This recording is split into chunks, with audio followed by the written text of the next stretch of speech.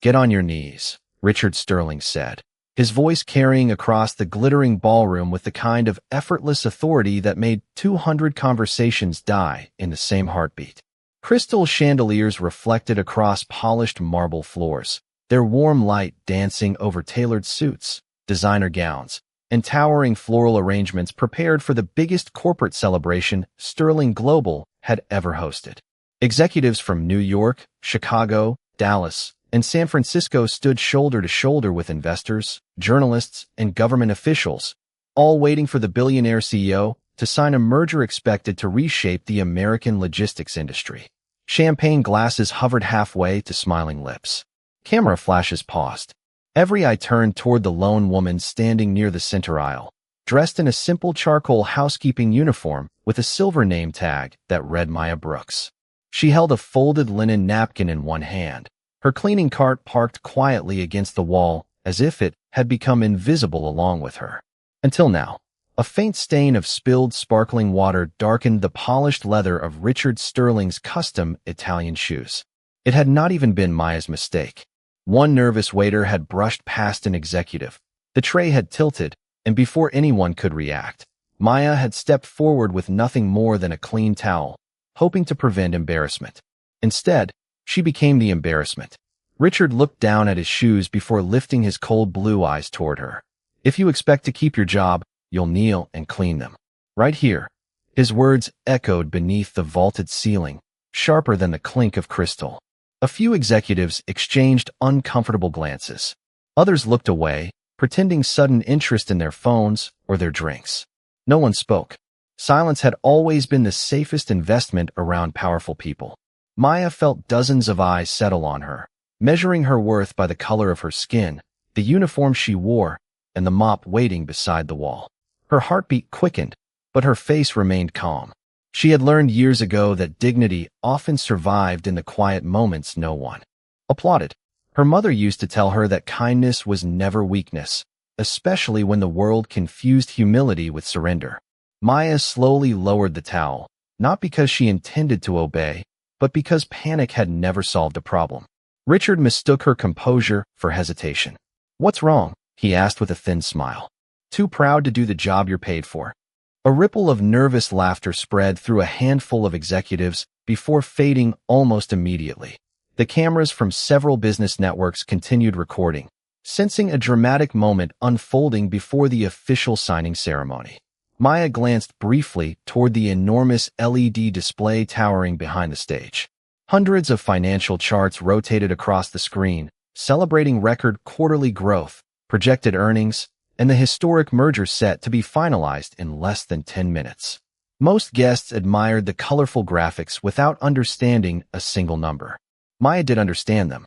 Her eyes lingered on one column for only a second before something deep inside her tightened. One percentage didn't belong. One revenue stream was moving in the opposite direction of every supporting metric. It wasn't simply unusual. It was impossible. She looked back toward Richard Sterling, who still waited for her to kneel, completely unaware that while every person in the ballroom was focused on a pair of expensive shoes, the company he had spent 30 years building was already standing at the edge of a financial collapse no one else had noticed. Maya Brooks did not move. The folded linen towel rested lightly between her fingers while the silence around her grew heavier with every passing second. Most people in the ballroom assumed they understood exactly who she was. They saw a housekeeping uniform, comfortable black shoes that had seen too many 12-hour shifts, and a woman whose job was to disappear into the background before anyone important noticed she existed.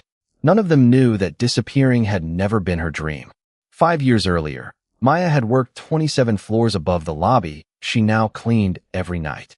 She had worn tailored blazers instead of housekeeping uniforms, analyzed corporate risk reports instead of polishing conference tables, and spent long evenings reviewing financial models that most executives could not fully understand.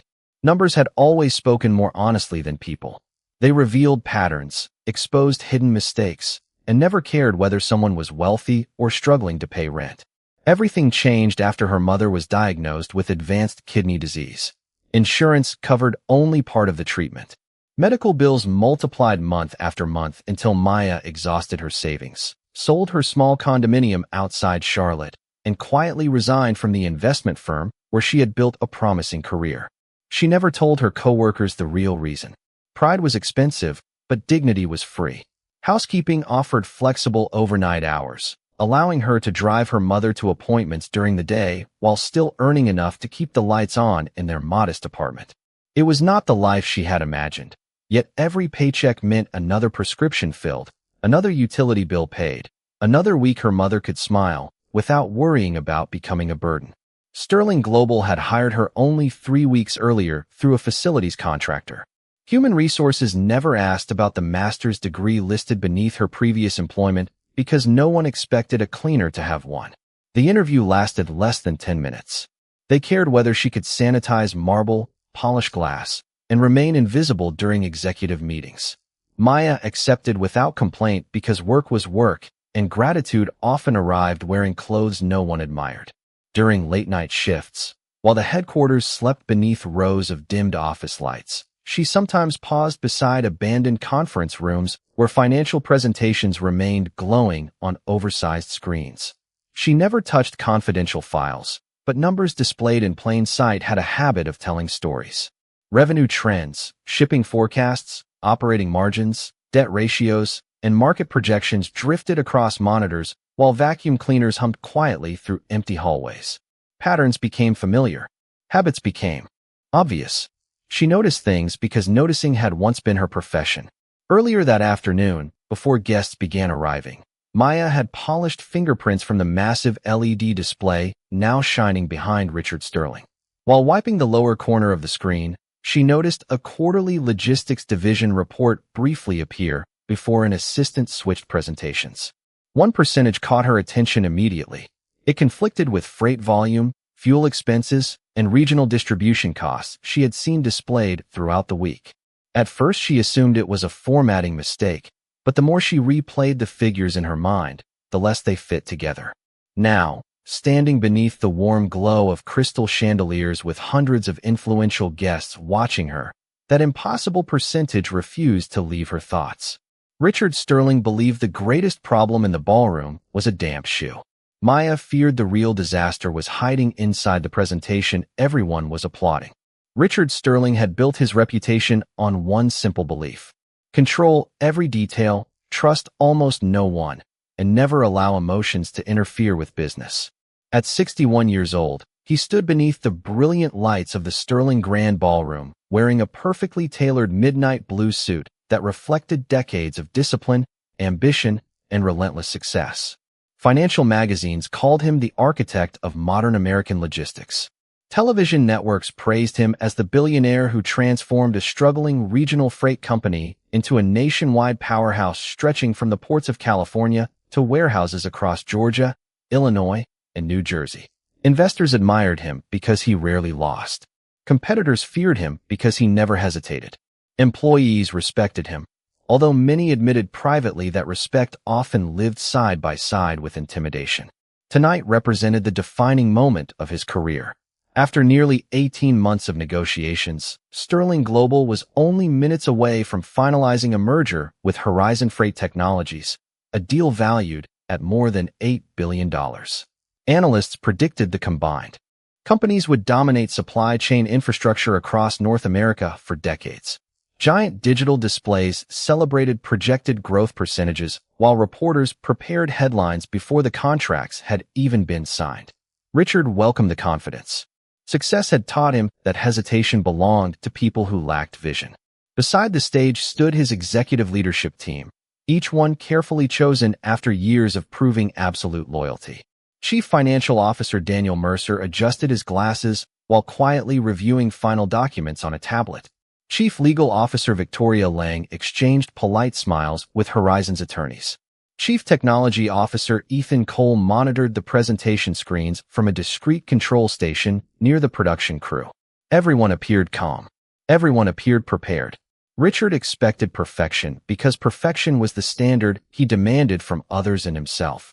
Yet beneath the polished confidence of the evening, subtle cracks had already begun forming where almost no one thought to look.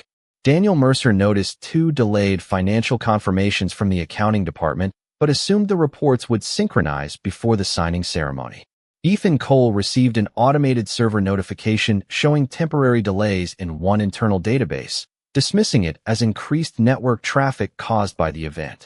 Victoria Lang briefly questioned why one appendix inside the merger documents had been updated twice within 24 hours, but an assistant assured her the revisions were routine formatting corrections. Small irregularities appeared and disappeared like distant clouds that seemed too harmless to deserve attention. Richard ignored every one of them because his focus remained fixed on the celebration unfolding around him. His attention returned instead to Maya Brooks, who still stood quietly holding the linen towel without raising her voice or defending herself. To Richard, she represented a simple lesson about authority. If leaders tolerated even the smallest challenge in public, larger challenges would eventually follow. He believed strength required visible control. Across the ballroom, guests whispered politely before forcing uncomfortable smiles whenever Richard glanced in their direction. No one wanted to become the next person standing under that cold blue stare. Maya understood something Richard did not. Real authority never needed humiliation to prove it existed. As applause began building once more and photographers repositioned themselves near the signing table, her eyes drifted again toward the massive financial presentation glowing across the ballroom wall. The impossible percentage appeared for only a fraction of a second before another colorful growth chart replaced it. This time she noticed something even more alarming. The timestamp attached to the report had changed by exactly 4 minutes, even though no one had announced a system update. Her breathing slowed. Numbers did not change themselves. Someone was changing them. The ballroom slowly found its rhythm again, but Maya Brooks no longer heard the music drifting from the string quartet near the stage. Her attention remained fixed on the towering display where colorful charts rotated every few seconds before fading into polished promotional videos celebrating Sterling Global's future. Most people saw success. Maya saw inconsistencies hiding beneath carefully designed graphics. The impossible percentage was only the beginning. As another financial dashboard appeared, she quietly compared the figures against the operational reports she had glimpsed during overnight cleaning shifts. The freight volume displayed for the Southwest region had increased dramatically, yet fuel consumption remained almost unchanged. Warehouse utilization had supposedly reached record levels, but labor expenses reflected almost no growth. Those numbers could not exist together. Either the company had achieved a miracle no economist had ever documented, or someone had manipulated the underlying data feeding the presentation. Maya felt a familiar sensation settle into her chest. The same quiet certainty she had experienced years earlier while uncovering accounting irregularities at her former investment firm. Numbers always left footprints. Someone had simply hoped nobody would follow them. Richard. Sterling accepted the leather folder containing the final merger agreement while photographers adjusted their lenses for the historic signing. Daniel Mercer stepped beside him and whispered that everything was ready. Richard nodded without hesitation. Horizon Freight executives smiled confidently from across the polished table, unaware that the celebration around them rested on information that no longer made sense. Maya knew she should remain silent. Housekeepers were hired to clean rooms, not question billion-dollar transactions. Speaking now would almost certainly cost her job. Remaining silent, however, might destroy thousands of other jobs if the merger moved forward using corrupted financial information. She thought about the warehouse workers she greeted during early morning shifts, the cafeteria staff who packed leftovers for security guards finishing overnight duty, and the maintenance crews who quietly kept the headquarters running while executives slept. A corporate collapse would never begin inside a boardroom. It would begin in ordinary homes where families depended on steady paychecks. Maya slowly placed the folded towel onto her cleaning cart. Her hands remained steady even as her heart beat faster. She stepped away from the cart and walked carefully toward the edge of the signing platform. Several guests frowned, assuming she was about to remove another spill before the ceremony. Instead, she stopped a respectful distance from Richard Sterling. An event coordinator immediately moved toward her with an impatient expression. "Ma'am, this area is reserved," he whispered. Maya met his eyes politely. "I only need 1 minute." Before he could respond, Richard looked up from the contract, clearly annoyed by the interruption. "What is it now?" he asked, his voice calm but unmistakably impatient. Maya took a slow breath. She did not raise her voice. She did not challenge his authority. She simply looked at the billionaire with quiet conviction. "Sir," she said, "please do not sign those papers yet." The ballroom fell silent again. Crystal glasses stopped halfway to waiting hands. Daniel Mercer frowned in confusion. Victoria Lang looked sharply toward the presentation screen. Richard's expression hardened. "Do you have any idea what you are interrupting?" Maya nodded gently. "Yes, sir. That is exactly why I am asking you to wait. The financial data behind this merger does not match the operating reports. If those numbers are wrong, this agreement could place your entire company at risk." No one laughed. No one applauded. The silence hanging beneath the chandeliers felt heavier than before, as if the building itself had stopped breathing while waiting to discover whether the woman everyone had overlooked had just made the biggest mistake of her life, or the most important warning anyone in the room would ever hear.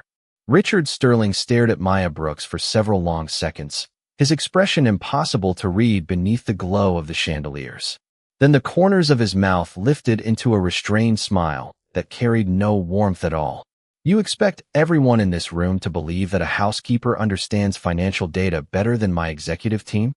His voice remained controlled, but the disappointment behind it spread through the ballroom faster than any raised tone could have.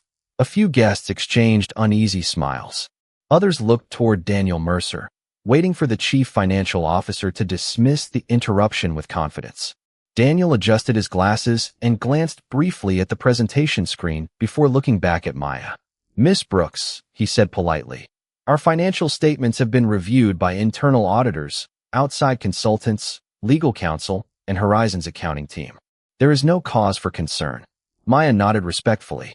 "I understand why you believe that, sir. I am only asking that someone compares the regional freight numbers with the operating costs before the contract is signed." Richard slowly closed the leather folder without sitting down. "And what exactly qualifies you to question months of professional work?" The ballroom grew silent once again. Maya answered honestly. "I spent years analyzing corporate risk before family circumstances changed my career. I am not asking anyone to trust me. I am asking you to verify the numbers." A quiet murmur moved through the audience. Several executives looked at one another with puzzled expressions. Richard, however, remained unmoved. Experience had taught him that confidence often appeared in people who lacked authority. "Interesting story," he replied.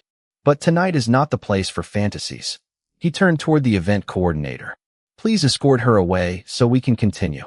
Two members of the security staff approached with calm professionalism. Neither appeared angry, only uncomfortable. One of them spoke softly. "Ma'am, we need to leave the stage." Maya did not resist.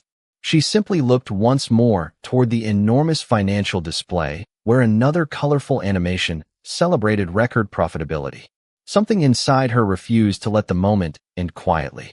She looked back at Richard one final time. "Sir," she said gently, "there is still time." Richard folded his hands behind his back. "Time for what?" Maya held his gaze without defiance, only certainty. "To prevent a mistake that cannot be reversed." Richard shook his head almost imperceptibly. "My company did not become successful because I listened to strangers." Maya answered with the same calm voice. "No, sir. It became successful because someone once questioned numbers that everyone else accepted." For the first time that evening, Daniel Mercer hesitated.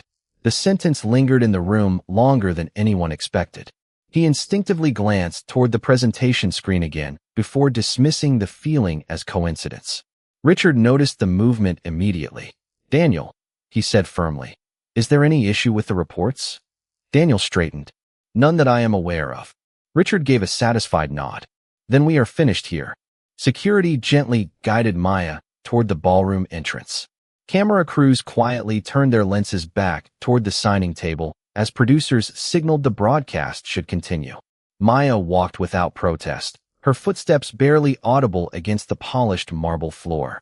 Just before the large doors closed behind her, she stopped for only a moment and looked back into the brilliant ballroom. 5 minutes after those signatures are on the page," she said quietly, her voice carrying farther than she expected, "the numbers will begin changing on their own. When they do, please remember that I never asked you to believe me. I only asked you to look." The doors closed softly behind her. Inside the ballroom, Richard Sterling picked up his pen. Outside, Maya stood alone beneath the cool evening lights of the lobby, listening as the distant applause began, while somewhere deep inside Sterling Global's computer network, a hidden sequence silently reached its final countdown. The cool evening air settled gently across the glass plaza outside Sterling Global headquarters as Maya Brooks stood alone beside a row of neatly trimmed maple trees, the city lights shimmering against the mirrored walls behind her. Inside the ballroom, applause drifted faintly through the thick glass, sounding distant now, almost unreal, like a celebration taking place in another world. She slowly placed the folded linen towel back onto her housekeeping cart and rested both hands on its handle. Her fingers trembled for the first time that night, not from fear, but from the quiet realization that she had almost certainly lost the job she desperately needed. She closed her eyes for a brief moment and pictured her mother sitting beside the apartment window earlier that morning, smiling as she packed Maya's lunch into a reusable paper bag. Whatever happens, her mother had said, never let hardship convince you to become someone you are not. Maya had smiled then, promising she would be home before midnight. Now she wondered how she would explain everything. Rent was due in less than 2 weeks. Another dialysis appointment was scheduled for Friday morning. There was no backup plan waiting somewhere around the corner. Yet even with uncertainty pressing against her heart, regret never arrived. She looked up toward the enormous windows overlooking the ballroom. Through the reflections, she could barely make out silhouettes moving beneath golden chandeliers, people raising glasses, photographers circling the stage, executives congratulating one another before the ink had fully dried. Maya whispered softly to herself, "I hope I was wrong." The words disappeared into the evening breeze. She did not want Richard Sterling to fail. She did not want Horizon Freight to collapse. She did not want thousands of employees to wake tomorrow fearing for their livelihoods. She only wanted someone to notice what the numbers were trying to say before it became too late. A security officer stepped outside for a moment, offering an awkward but sympathetic smile. "I am sorry about what happened in there," he said quietly. Maya returned the smile with genuine kindness. "You were only doing your job." He nodded, almost embarrassed. Most people would have been angry. Maya looked toward the glowing skyline stretching beyond the headquarters. Being angry would not change the numbers. The officer considered her answer before returning inside without another word. Silence settled over the plaza once again. A light breeze carried the scent of fresh rain from somewhere across the city, cooling the warm stone beneath Maya's feet. She watched reflections ripple across the building's glass facade as traffic moved steadily through downtown streets. Time seemed to slow. Somewhere above her, a clock quietly marked another passing minute. Then another. Inside the headquarters, unseen by every guest celebrating the historic merger, a tiny warning icon appeared on a network administrator's monitoring screen before disappearing almost immediately. Seconds later, another alert flashed inside the accounting server, this time automatically dismissed by an overloaded reporting system processing live financial data. Deep within Sterling Global's databases, figures that had remained perfectly balanced only moments earlier began shifting by fractions of a percent. Small enough to escape casual attention, large enough to change everything. Outside, Maya remained perfectly still beneath the evening lights, unaware that the countdown she had spoken about had already reached its final moments, and that the truth was quietly making its way toward the ballroom, one impossible number at a time. Inside the ballroom, the first warning arrived so quietly that almost no one noticed it. Ethan Cole glanced down at the tablet connected to Sterling Global's live financial dashboard, expecting to see the final synchronization before the merger announcement. Instead, a small amber notification appeared across the top of the screen. Regional revenue verification failed.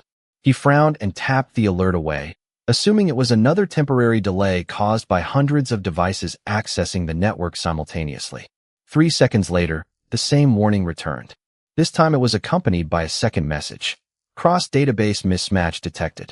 Ethan's relaxed posture disappeared. He quickly opened the detailed report, and the color drained from his face. Numbers that had appeared perfectly balanced only moments earlier were shifting in real time. Freight revenue was dropping. Inventory values were recalculating. Operating margins were shrinking before his eyes. "Daniel," Ethan called quietly, trying not to alarm the guests. "I need you to look at this." Daniel Mercer stepped beside him with mild irritation. "Can it wait 2 minutes?" Ethan turned the tablet so only Daniel could see it. No. Daniel's eyes scanned the figures once, then again. He immediately opened the financial database on his own device. The results matched exactly. That is impossible, he whispered. Those numbers were verified this afternoon. He refreshed the report. The totals changed again. Across the ballroom, Richard Sterling uncapped his fountain pen as photographers counted down to the historic signing. Ladies and gentlemen, the Master of Ceremonies announced, we are honored to witness a partnership that will shape the future of American logistics. Applause filled the room. Richard lowered the pen toward the signature line. Before the ink touched the paper, Daniel's voice cut through the celebration. Richard, wait. The applause stopped almost instantly. Richard looked up, annoyed by yet another interruption. This had better be important. Daniel walked quickly to the signing table, placing his tablet in front of the billionaire. Our financial reports are changing. Richard barely glanced at the screen. Changing how? They are recalculating themselves. Richard frowned. That is not possible. Ethan joined them, holding his own tablet. It is happening across every mirrored server. The data feeding the merger presentation is no longer matching the accounting database. Victoria Lang stepped forward and immediately recognized the legal consequences. If those reports are inaccurate, we cannot execute this agreement. Horizon Freight executives exchanged confused looks while reporters lowered their cameras, sensing that something far bigger than a signing ceremony was unfolding. Richard took the tablet from Daniel and studied the rapidly updating figures. One regional division after another was being adjusted downward. Projected earnings that had justified the $8 billion valuation were disappearing line by line. His jaw tightened. Find the source, he ordered. Ethan was already typing. Within seconds, another alert appeared. Manual data override detected. Timestamp, 5 minutes before the ceremony. The ballroom became completely silent. Richard slowly lifted his eyes from the screen. His mind replayed a single sentence spoken only minutes earlier. The financial data does not match the operating reports. 5 minutes after those signatures are on the page, the numbers will begin changing on their own. For the first time in decades, Richard Sterling felt something unfamiliar. It was not anger. It was not frustration. It was the unmistakable realization that the one person everyone had dismissed had seen the truth before an entire room filled with experts, and she had walked away asking for nothing except the chance to save them from a disaster that had already begun. Richard Sterling did not hesitate this time. Find her, he said, his voice low but urgent. No one questioned the order. The same security team that had politely escorted Maya Brooks out of the ballroom only minutes earlier hurried toward the lobby, moving with an entirely different sense of purpose. Richard remained standing beside the unsigned contract, his pen resting quietly on the polished table. For the first time in years, he ignored reporters, investors, and shareholders waiting for answers. Every second now belonged to the truth. Outside, Maya was slowly pushing her housekeeping cart toward the employee entrance when she heard hurried footsteps approaching across the stone plaza. She turned to see the same security officer who had spoken kindly to her earlier. He stopped a few feet away, slightly out of breath. Miss Brooks, he said, Mr. Sterling would like you to come back upstairs. Maya looked toward the glowing headquarters windows before quietly asking, did the numbers change? The officer paused, surprised that she already knew the answer. He nodded once. Maya closed her eyes for the briefest moment, not in satisfaction, but in disappointment. I was hoping they would not. Minutes later, the ballroom doors opened once again. Every conversation faded as Maya stepped inside, wearing the same simple housekeeping uniform. Nothing about her appearance had changed, yet the room felt completely different. The executives who had barely noticed her before now watched every step she took. Richard Sterling walked away from the signing table before anyone expected him to move. When he stopped in front of Maya, the silence became almost tangible. He looked directly into her eyes, no longer seeing only a member of the housekeeping staff. He saw someone who had tried to protect a company that was never obligated to listen to her. Miss Brooks, he said carefully, I owe you an apology. No camera flashes interrupted the moment. No one whispered. Richard continued, you warned us. I chose pride instead of listening. Maya answered gently. You were protecting your company, sir. I understand. Richard slowly shook his head. No, I was protecting my ego. The honesty of the sentence surprised even his own leadership team. Daniel Mercer stepped beside them holding a tablet filled with rapidly updating reports. "We traced the issue," he explained. "Someone inserted manipulated revenue projections into the merger models several weeks ago. The false data was designed to remain hidden until the agreement became legally binding." Maya quietly studied the screen for only a few seconds. "The override is cascading through every linked forecast," she observed. "Disconnecting one server will not stop it because the mirrored databases are validating each other." Ethan Cole stared at her. "How? Did you know that?" Maya pointed calmly toward one of the highlighted timestamps. "The sequence is recursive. Whoever built it expected investigators to isolate the wrong database first." Ethan immediately turned back to his laptop. "She is right." Fingers raced across keyboards throughout the ballroom as technology specialists followed Maya's explanation. One system after another was isolated in the proper order.